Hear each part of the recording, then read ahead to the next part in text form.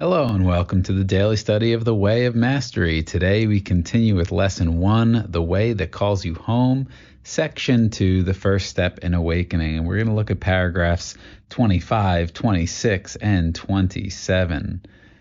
In 25, Jeshua says, "The way of the heart is the final pathway that any soul can enter. There are many stages of awakening. There are many pathways that can be followed. But ultimately, all roads lead to Rome, as they say. Eventually, each soul must find its way into the way of the heart. Each soul must come back to the truth that it is time to take responsibility, to learn to cultivate the ability to look upon the deep and vicious blackness of what I have called ego, which is nothing more than the cesspool of denial. It is that which lacks light." So here Jeshua gives this message that the final pathway that any soul can enter is the way of the heart. There's many stages of awakening.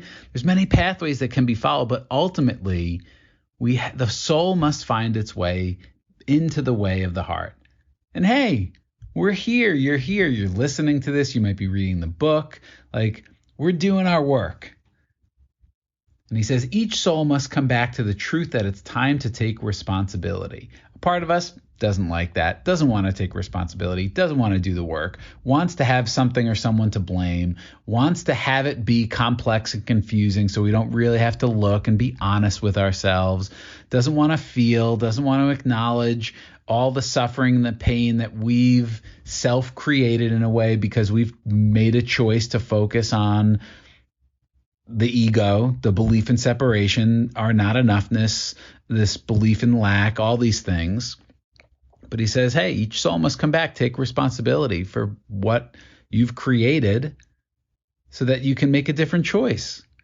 And he says to learn to cultivate the ability to look upon the deep and vicious blackness of what I've called the ego, and the ego's in quotes, which is nothing more than the cesspool of denial.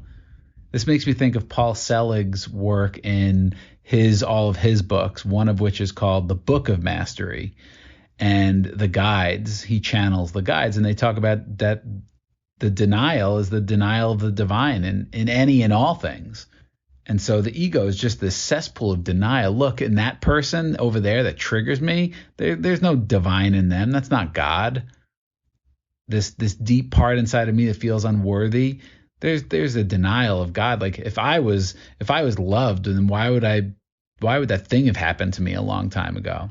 So he says the ability to look upon this ego, look upon where we've denied the divine.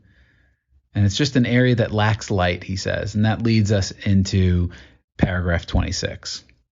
In 26, Jeshua says, "Begin to bring light back to it by simply observing your own mind, your own behavior, and your own reactions with a sense of wonder, with a sense of innocence, and with a sense of childlikeness."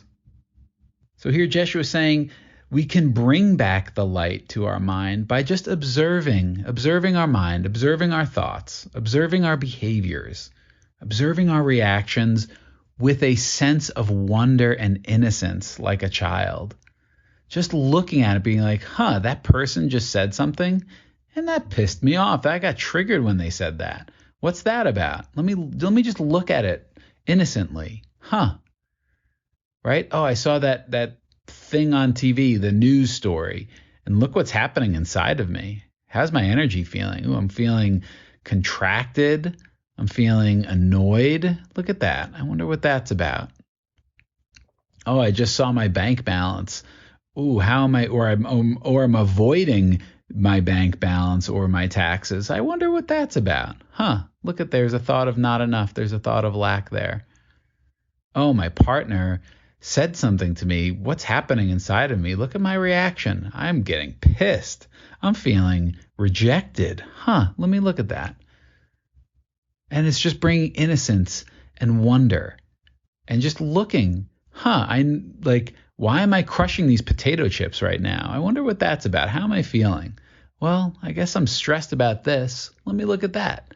What's that stress about? I guess I'm afraid that things aren't going to work out, or I'm afraid that I'm not doing a good job at work and I'm going to get fired. Whatever it is, it's irrational, but it's there. Let me just be honest and look at that. Look at that. And that's what Jeshua is inviting us, which is what he says a little bit more of in paragraph 27.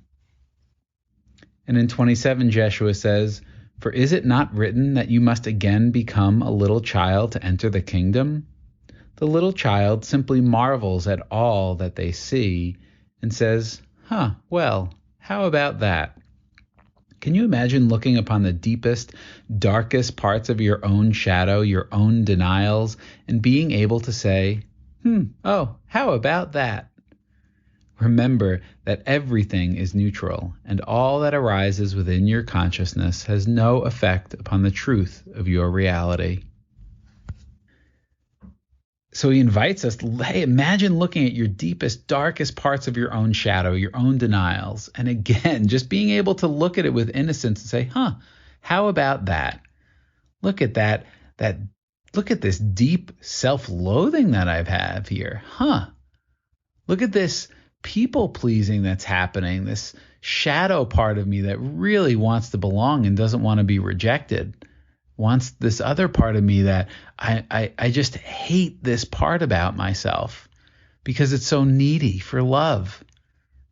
Let me look at that. I'm not going to judge it. I'm not going to agree with it. I'm not trying to change it. I'm just being curious about it. And that's something that I feel like as adults, it's easy to lose. It's easy to lose the wonder. It's easy to lose the curiosity. We want to know everything. We want all the facts and the info and the data. We think, again, if we know everything, we can predict everything, it's going to keep us safe. Safe. That's the ego's game. And so we forget to be curious. We forget to kind of not know. We want to be the experts and not the students. And so Jeshua ends with, remember, everything is neutral. Our ego hates that, by the way. It wants to be like good or bad. It wants to judge. And he says, all that arises within your consciousness has no effect upon the truth of your reality. So you could have, what could arise in your consciousness? Feelings of hate, feelings of disgust, feelings of self-loathing, feelings of anger, all these things, thoughts that you are like, holy crap, where'd that thought come from? I don't like that thought. Like, that's not me. That's not who I am. Where'd that thought come from?